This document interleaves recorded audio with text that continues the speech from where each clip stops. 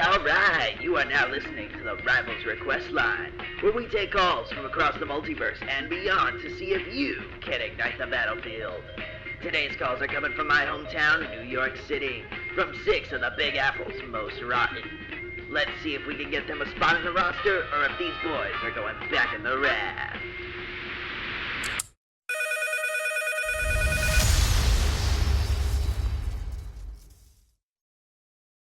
Okay, hi, I know this is different, but bear with me. Anyone who's followed me for long enough knows I really enjoy doing design pitches for some of my favorite game franchises, and more than a year in, Marvel Rivals is still one of my favorite games. Most of my friends can attest that I am constantly coming up with ideas for how to implement some of my favorite Marvel characters into the game, with specific thoughts about how it could be accomplished. So I decided to turn it into a series for the channel. Considering this is the inaugural episode, I'm going to break down how these design challenges are going to function. Every episode, I'm going to tackle 3 characters with some thematic association, and I'm going to slot each character into each of Marvel Rivals' 3 roles. For those who don't know, the game centers its roster around 3 core functions within a team: Vanguards, Duelists, and Strategists. At the risk of going on a big game design rant, I'll keep it simple. Vanguards take damage, Duelists steal damage, and Strategists heal damage. The way every character accomplishes these goals is varied, but that's the basic idea. So I'm going to go through each character starting with their lore. Marvel Rivals has a very unique take on the lore of its major characters.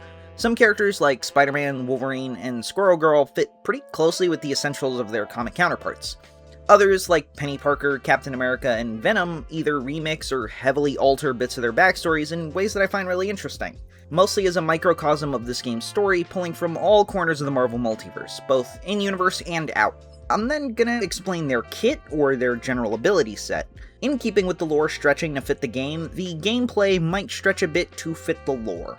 And just for fun, I'll mention a team-up the character could have with an officially released character as of the time of writing, and one costume I think they could have, with the exception of any costumes from the MCU, video games, or other adaptations. The only reason is that if I pick 3 characters that are all in the movies or cartoons or some other major adaptation, it's almost guaranteed that those characters will get those suits eventually, so I want to stick to costumes pulled from the comics instead. All that being said, since this is the inaugural episode, I'm going to make this one a double feature and tackle one of my favorite groups in comics, the Sinister Six. Now then, Arachnid, any last words? In case you're unaware, the Sinister Six is a common villain group in Marvel that's almost exclusively dedicated to combating Spider-Man, either to pull off a larger scheme or just generally to squash the bug. The team has had many incarnations over the years, with literally dozens of lineups from the comics, several across the cartoons and video games, and of course the best lineup, one that I got to see live on stage as a boy, the Sinister Six from Spider-Man Turn Off the Dark, who were introduced with the Green Goblin song A Freak Like Me Needs Company. Look it up, love it forever. I'm not going to be pulling from any particular version of the Sinister Six, it's really just some of my favorite Spider-Man villains, mixed with ones that I had good gameplay ideas for.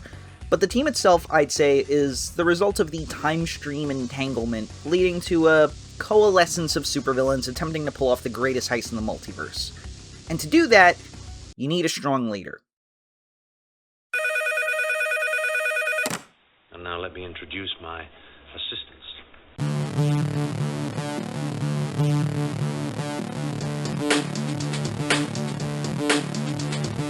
Dr. Otto Gunther Octavius, yes, that's his real middle name, was a brilliant physicist who utilized a chest harness and 4 mechanical arms to assist in his research in more dangerous affairs. After an accident made the arms capable of complete response to Otto's mental commands at the expense of his general sanity, Otto began a long and prolific career as the supercriminal known as Dr. Octopus.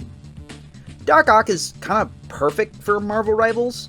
Yeah, for his gameplay potential, but I also think his lore could be fun. Otto is a science nerd, and I think the prospect of gaining access to a newly formed material full of cosmic, time-altering energy would be immensely enticing to him. But enough lore recap, let's get into the gameplay.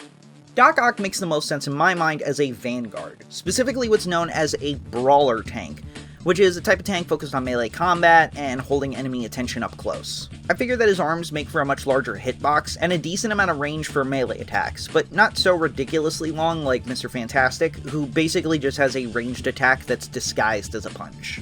With that said, I figure using his tentacles as a melee attack is the best and most logical bet.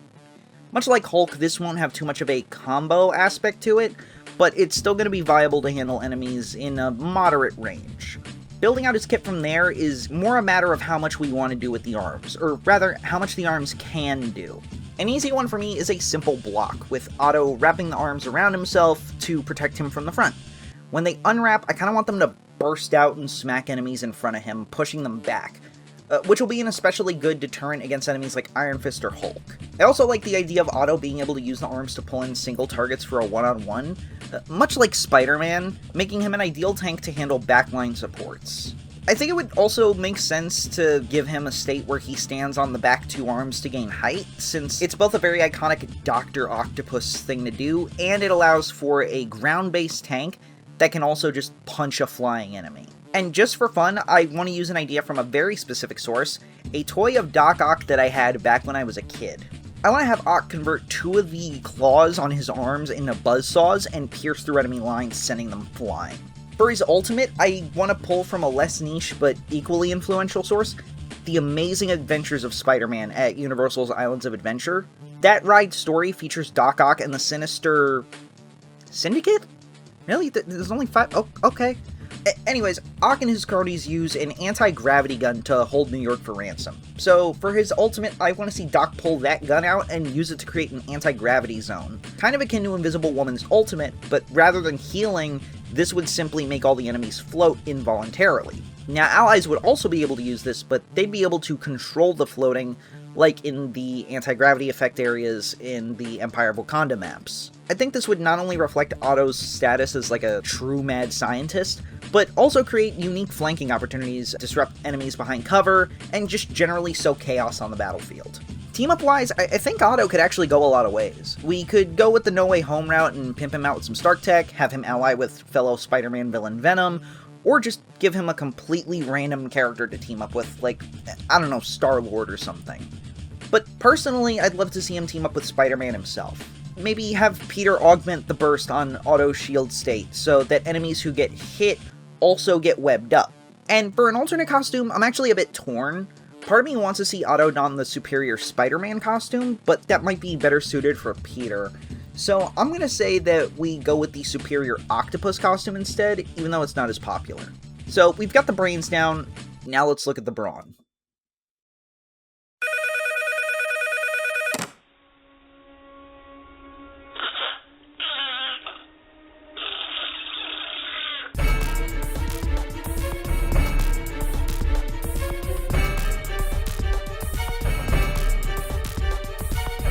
Rhino is about as simple as a Spider-Man villain can get. Russian mobster Alexei Sixevich was a big dumb crook who just wanted money, and with the promise that he'd be able to claim as much money as he wanted with immense strength, Alexei underwent a procedure that permanently trapped him inside of an impenetrable suit of armor that greatly resembled a rhinoceros, hence the codename the Rhino. Rhino's been portrayed in a lot of ways, from a mutant rhino hybrid to a guy in a mech suit to just a guy in a big rhino costume, and all of those have kind of bled into each other in other ways. Personally, I do like the aesthetic of Rhino being a big guy in a suit that just kind of looks like rhino hide mixed with concrete, but with some armor plating on top courtesy of Doc Ock. I also wouldn't mind if Ock gave Rhino some boosters on his back to increase his charging power. I think one of Rhino's most important gameplay features would be a pair of passive abilities. The first is the unstoppable state, seen in characters like The Thing and Armored Up Emma Frost, preventing Rhino from being moved unless he wants to move. The second is more based on his momentum.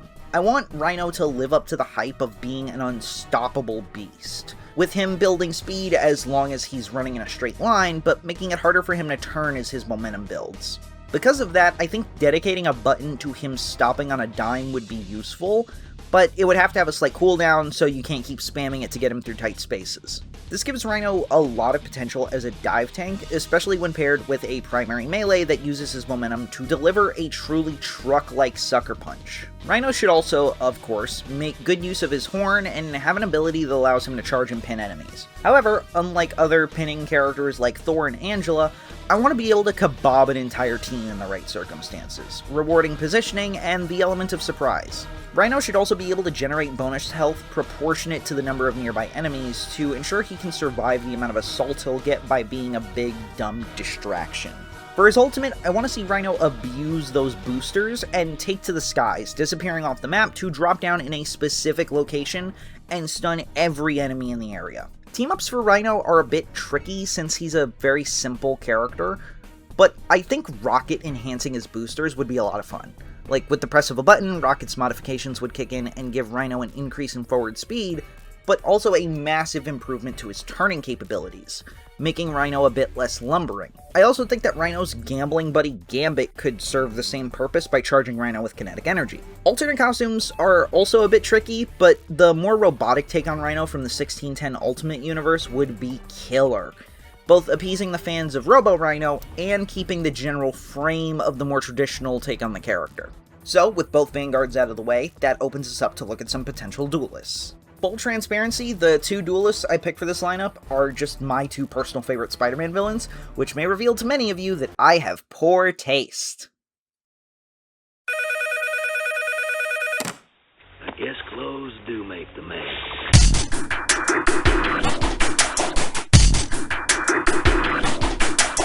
Herman Schultz, aka The Shocker, is my absolute favorite Spider-Man villain.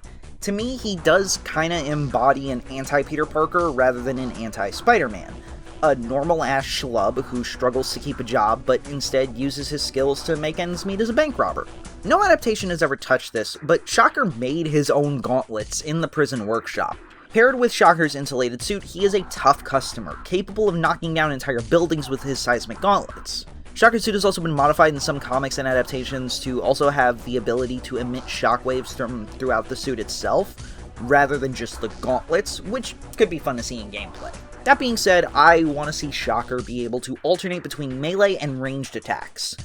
The range would be a steady beam of seismic blasts, which not only damage enemies, but it would slow them down.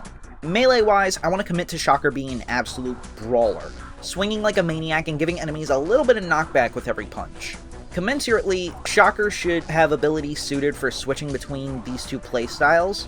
Give him a dash that leads into a ground pound, which makes for a great way to close the distance on enemies and leave them open to a beatdown after a stunning attack. Inversely, I want to use the vibrations throughout the suit concept to give Shocker an AoE attack that does far more knockback but with lesser damage, so Shocker can switch back to fighting at a distance. For his ultimate ability, I want to see Shocker create a zone that slows enemies, knocks out their movement abilities, and deals damage over time, like the truest form of the living earthquake that my boy Herman can be. Team-ups kind of have limitless potential for Shocker, but I'd actually like to see him serve as an anchor for the Thing. Ben is rocks, Herman is an earthquake, it makes sense. Shocker can charge the Thing's Stone Haymaker to offer a little knockback by making it a true seismic punch, which can kind of convert Ben into a bit more of a rushdown-oriented type of brawl tank. As far as costumes, I'd argue Shocker has one of the widest ranges of costume variety that a Spider-Man villain can have, but one I'd really like to see is his costume from the Ultimate Universe. Or, you know, his costume from the other Ultimate Universe, since they're both really cool and unique. And now we can discuss my other favorite Spider-Man villain. Run from your master, the almighty Mysterio!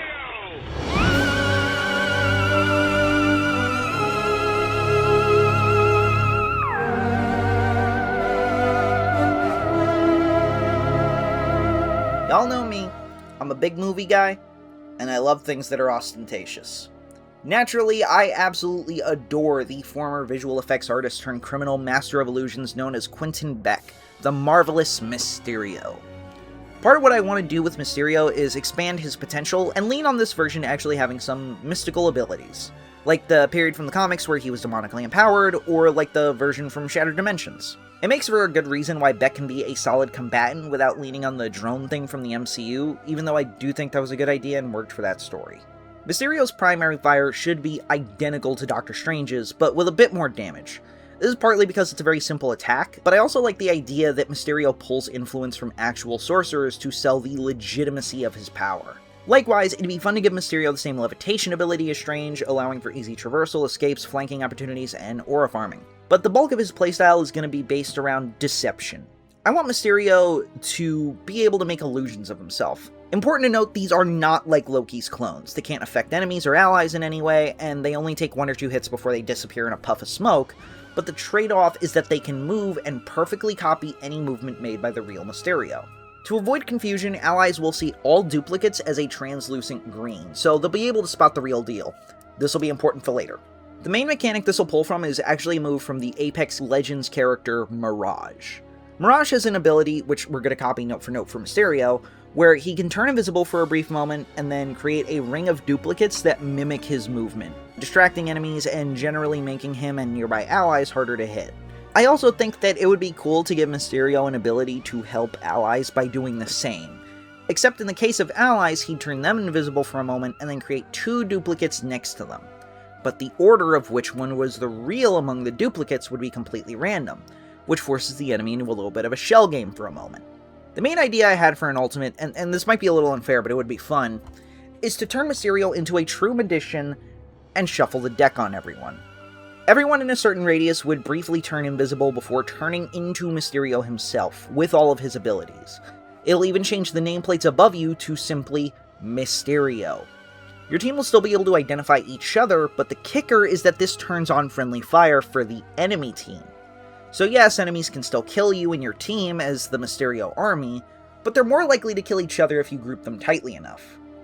I know it is a deeply bastardous move to give a character, but realistically, Rivals has always been a game of, if everyone's OP, no one is, and I like characters that are gimmicky and fun. As far as team-ups, I kinda want Doctor Strange to have one with Mysterio.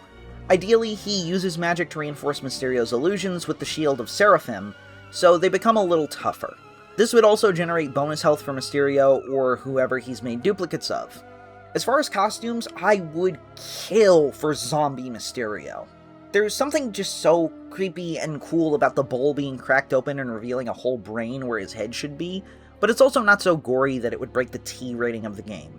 So that's both of our duelists. Let's round off the Sinister Six with the strategists. Everyone in this city is gonna know how it feels to live in my world. A world without power.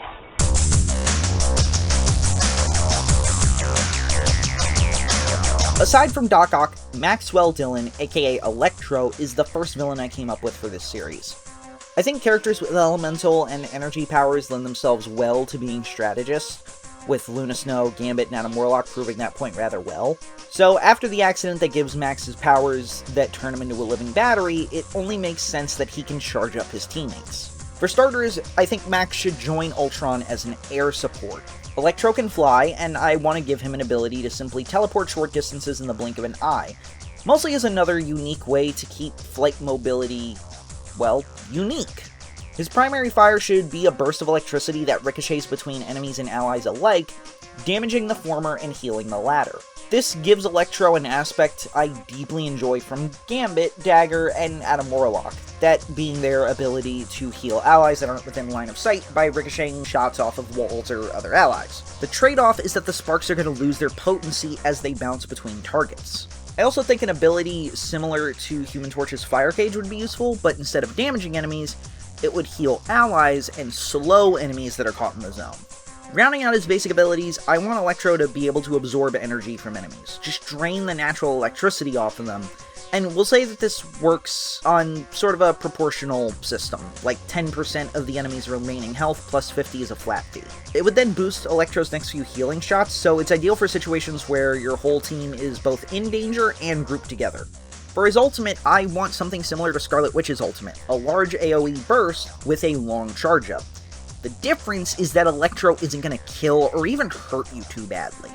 It's an EMP to enemies, shutting down any abilities that aren't moving and using your primary fire for a few seconds. Obviously tanks would have the means to block this, but if your tanks aren't nearby or can't be quick on the draw, then your team is foobar. Oh, and obviously the burst would heal allies within range.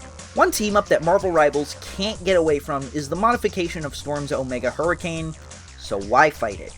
Electro would modify the Storm, to make it a true thunderstorm, applying her lightning strike to any enemies within a certain range of the storm who have not themselves been caught in it. Imagine the hurricane is like the hole of a donut, and then the donut itself is a range to get struck by runaway lightning. As far as costumes, Electro usually only sticks to 2 looks in the comics, the classic yellow and green or the pure energy look of the Ultimate Comics, but to pull from a little bit more of a deep cut, they could use the very different look of Electro from the recent Spider-Man Noir comics. Or, Rivals has an obsession with everyone getting a 2099 skin, so I guess we could get Electro 2099 in there too. So we got one last character to swallow. Pause. Don't keep that in the video. So we got one last character to cover, and he might be the hardest pill to swallow.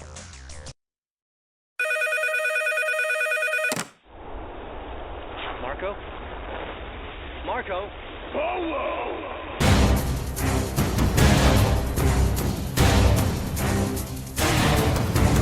I'm gonna do this whole section without referencing Attack of the Clones, I promise. Flint Marko has always been a favorite of mine, mostly because my favorite Spider-Man movie as a kid was Spider-Man 3, and I agree with Sam Raimi's analysis. Sandman is just visually really fucking cool. Normal dude who turns his hand into sand hammers and maces and occasionally turns into a sand monster, that's tight as hell. Now, most people are going to say Sandman should be a Vanguard, but I think I might change your mind. Especially since, if you really need a lore reason, we can say that Sandman has been modified with Chronovium, sand, or something that lets him heal people. They pulled that trick once with Gambit, they might as well pull it again. I think Sandman should be the game's first melee healer, which sounds insane, but I think Marko's gonna be getting enough healing ability to justify it. I want him to feel like a tankier healer along the lines of Invisible Woman, and I want him to have the potential of zone control. That said, he's gonna have 2 types of sand pits he can create. The first I call the Oasis, which can be deployed directly to allies, and as long as they're nearby, they'll heal. The second I call Quicksand, which creates an area where enemies will be slowed and have all their healing reduced. The difference is that these have to be deployed manually like Groot's walls rather than automatically like Sue's shield. Both of these would disappear after a certain amount of time rather than being destroyed, which makes timing as important as positioning. Flint can also have a short distance dash where he turns into a sand cloud that makes him intangible, but he's locked into a singular direction. Allies caught in this cloud would receive a decent amount of healing, and he could also have the same slow fall ability as characters like Scarlet Witch and Hela. One tool I want Sandman to have at his disposal is sand grenades, which would burst into a bubble that blinds enemies and heals allies. For his ultimate, I want to see Sandman become a full-on sandstorm, essentially becoming like Storm's Hurricane.